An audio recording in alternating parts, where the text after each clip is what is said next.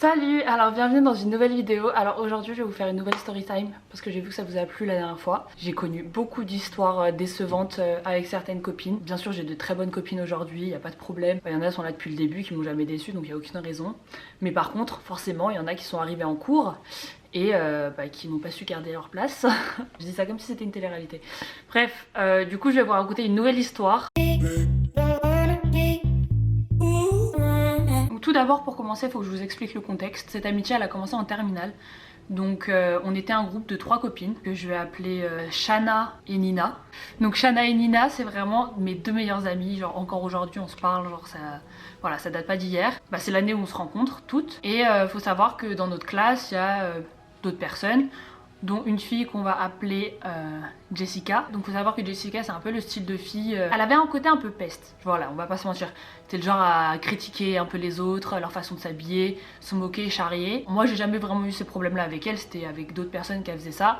Mais du coup moi je me disais bon, on n'a pas trop de points communs, enfin voilà, c'était pas trop le style d'amis que j'aimais avoir à l'époque. L'année passe, etc.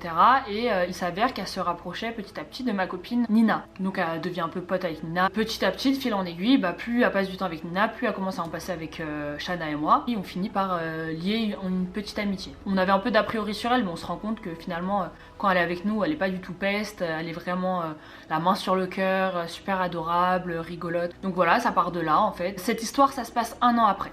Donc là, c'est pour vous expliquer les bases.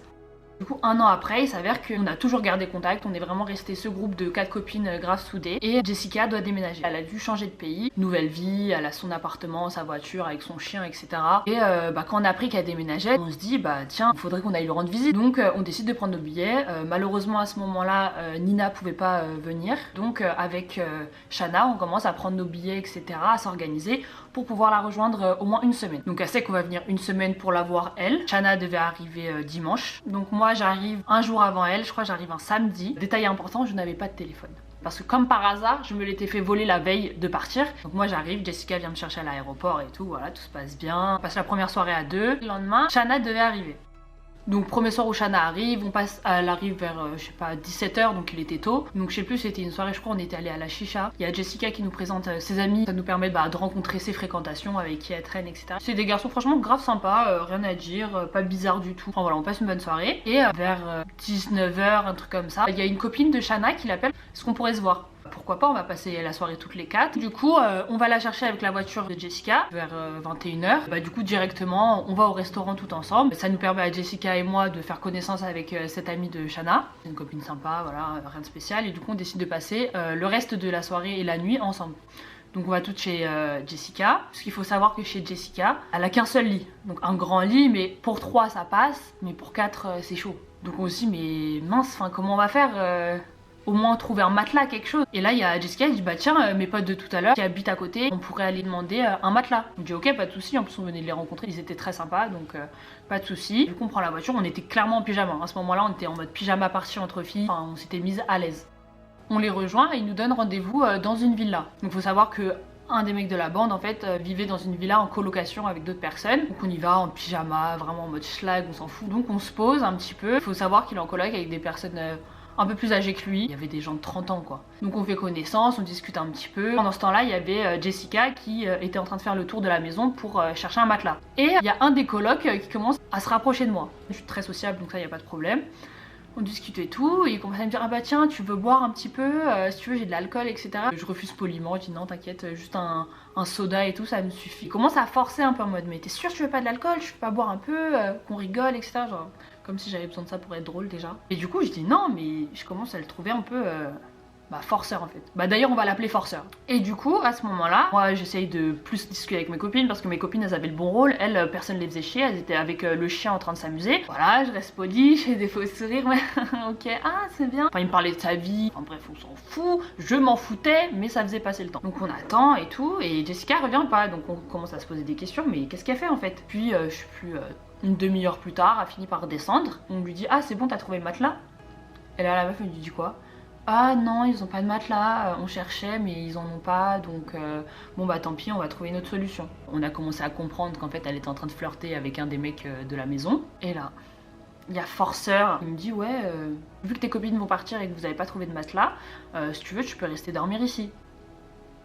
Donc je refuse poliment, disons que je resterai avec mes copines et tout. Et là, Jessica qui sort de nulle part.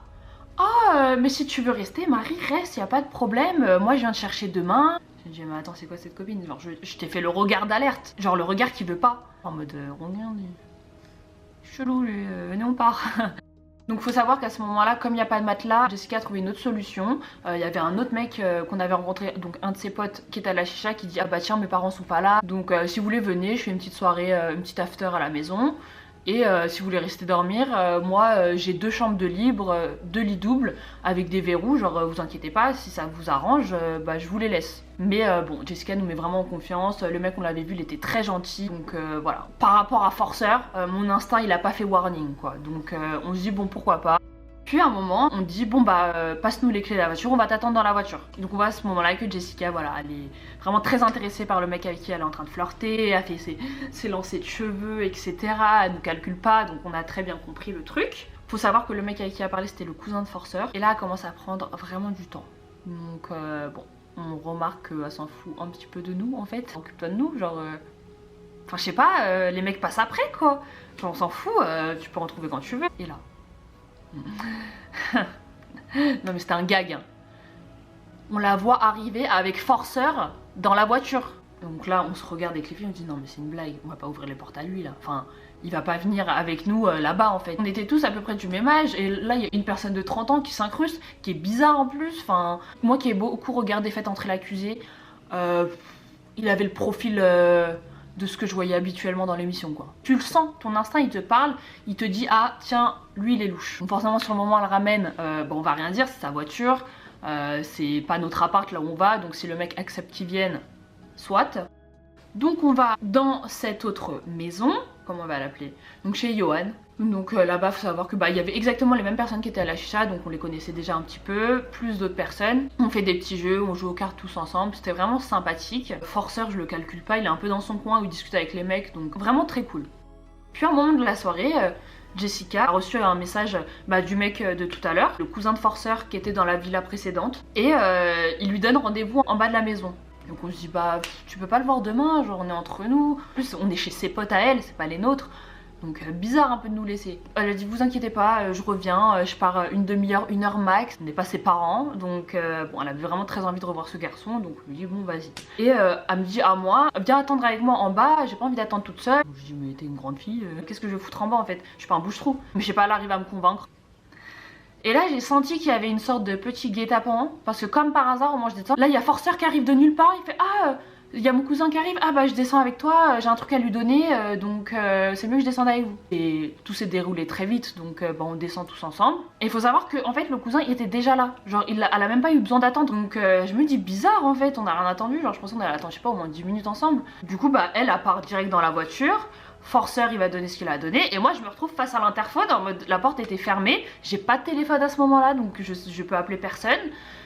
Et je connaissais pas le code ni le nom, genre on était montés d'un coup quoi. Donc je me dis oh là là c'est quoi cette merde, je me retrouve coincée en bas de la maison avec Forceur. Et là je sentais que c'était bizarre, je sentais que Jessica elle était dans le coup et qu'elle a voulu nous créer une sorte de mini date en bas seule à seule. Sauf que pas du tout en fait, et déjà avant de faire un truc comme ça tu me demandes genre je suis ta copine, je vais être tenue au courant. Surtout que Forceur il me plaît pas du tout, genre oh ça me dégoûte, rien que d'y repenser ça me dégoûte. Et voilà en fait c'est pour vous dire les détails, genre les petits détails chelous qu'elle a fait. Donc on se retrouve en bas. Et je dis à Forceur, appelle les gens qui sont en haut pour nous ouvrir l'interphone. Et je le vois, oh là là, il a fait un truc de Forceur. Mais même pas Forceur, un truc de mec chelou. Il regarde son téléphone, il fait ah bah mince, j'ai plus de batterie. J'ai très bien vu son téléphone, hein. J'ai regardé, il y avait écrit 18% de batterie, je me souviens pile de ce chiffre. Et il cache son téléphone. Je me dis attends, il me prend pour une débutante ou quoi? Moi on fait pas ça en fait. Il veut vraiment faire aucun effort pour qu'on puisse remonter. Mais je me rappelle qu'en fait dans l'appartement il y avait un balcon, donc là ni une ni deux je me mets à crier. Direct ils m'ont entendu en fait, moi on me l'a fait pas moi. Et ils nous ont direct ouvert. Donc là je vois Forceur il a le seum, mais chef, bien fait pour toi. Donc j'arrive à passer cette étape, merci Dieu. J'arrive à l'appart, je l'ignore, mais je l'ignore totalement. Je retourne avec mes copines, je calcule plus. Donc franchement à ce moment là j'étais saoulée, j'étais grave saoulée. Puis à un moment donné dans la soirée il commence à se faire tard, il devait être 2-3 heures. Jessica déjà elle était censée partir une demi-heure, 1 heure, là ça faisait 2 heures qu'elle était plus là. Donc voilà, on commence à se fatiguer un petit peu. Ma copine Shana était très fatiguée, donc a décidé avec sa copine d'aller se coucher. Donc elles vont se coucher et elle ferme la porte à clé. Et moi, sachant que je devais dormir avec Jessica, je me dis bon bah je vais l'attendre, je peux pas me coucher tant qu'elle est pas là. De toute façon, elle va bientôt arriver, donc je reste dans le salon avec les autres. Du coup, avec Johan, on décide de mettre un film Netflix en attendant. Moi, j'avais pas de téléphone, donc je demande à Johan, ouais, envoie des messages à Jessica, qu'est-ce qu'elle fait? Enfin, elle nous a carrément zappé, genre je comprends pas. Bref, on regarde le film, et là, il y a Forceur, le comeback. Il vient, il s'assoit à côté de moi sur le canapé pour regarder le film. Donc il vient en plein cours du truc et il me demande de faire son résumé. C'est bon, tu m'as saoulé, moi je regarde mon film, laisse-moi tranquille. Tellement il m'épuise, je fais bon, je vais aller me coucher. Parce que je pouvais même plus suivre mon film, il m'avait gâché la soirée. Moi je vais me coucher, j'en peux plus. Donc je vais dans ma chambre et je ferme pas la clé parce que je me dis à tout moment Jessica peut arriver, donc vu qu'elle devait dormir avec moi, je vais pas m'enfermer. Je l'ai attendue jusqu'à 4h du matin, elle était toujours pas là. Donc je me pose vite fait dans le lit et là, encore une fois, devinez ce qui s'est passé. Forceur est arrivé. Mais vraiment le mec il s'invite dans la chambre. Donc heureusement pour vous dire tellement j'étais mal à l'aise toute la soirée là quand je regardais le film et tout, j'avais gardé mon manteau. Ça veut dire que j'étais en doudoune dans tout l'appartement. Et même quand je suis arrivée dans mon lit, je n'avais même pas eu le temps d'enlever la doudoune pour me coucher que Forceur était déjà rentré dans la chambre. Et le mec il me dit ouais... viens on discute un peu et tout. Oh là là, il m'énervait, qu'est-ce que tu veux parler? Il est 4h du matin, laisse-moi tranquille à partir d'un moment, faut laisser du répit aux gens. Directement il vient, il se pose sur le lit à côté de moi. Mais vraiment il se pose sur les draps sur lesquels je devais dormir. On a discuté toute la soirée, je pense que je lui ai accordé beaucoup de temps pour quelqu'un qui en a rien à foutre de sa gueule. Je suis patiente hein, j'étais très patiente, mais là c'était la goutte de trop. Et le mec ne bouge pas de mon lit. C'est-à-dire, je me dis, mais c'est pas possible, ça veut dire que le mec il est prêt à s'endormir à côté de moi, c'est mort, c'est mort, c'est mort, il me dégoûte. Je dis, Marie, trouve un stratagème, trouve quelque chose, une ruse. Donc je fais, bon bah vas-y, si tu veux parler, bah viens, j'ai envie de fumer une clope, on va fumer une clope sur le balcon. Donc on va sur le balcon, il me suit, je reste, je crois, 5 minutes, même pas, je fais même pas, hein. C'est vraiment, je me suis posée sur le balcon pour que le mec sorte de cette pièce. Et une fois que je vois il est posé, je fonce dans la chambre directement et je ferme ma clé. Donc je me pose dans le lit. Je commence à m'assoupir. Ça tape sur la porte. Je me dis, bah peut-être que c'est Jessica. Et là, il dit, non, c'est moi.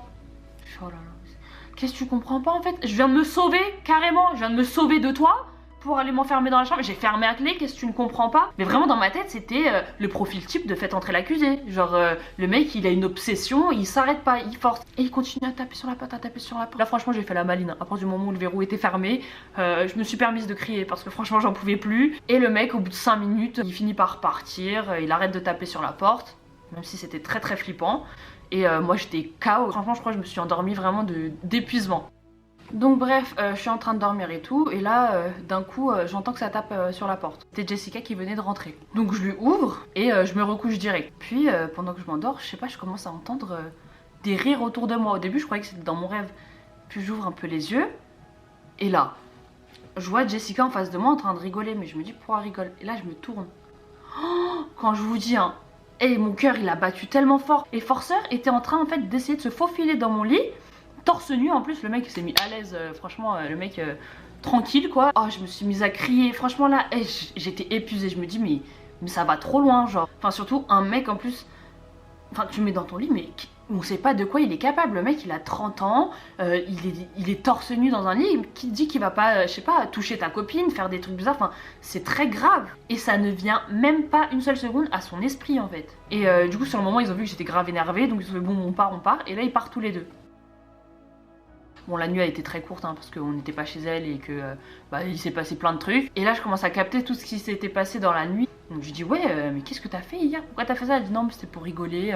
Il a dit qu'il avait vraiment envie de dormir avec toi, donc je trouvais ça drôle. J'étais en mode mais c'est quoi cette copine? Genre là, je commence à avoir des doutes parce que je me dis mais à quel moment, hein, à quelle heure c'est drôle de mettre un inconnu de 30 ans dégueulasse, pervers, chelou dans le lit de ta copine? Je lui dis mais du coup il a fini où genre? Et là elle se met à rigoler. Donc là je me lève d'un coup et je vais voir dans le salon. Et je vois sur le canapé il y a la copine de Shana. Donc là je vais direct dans la chambre.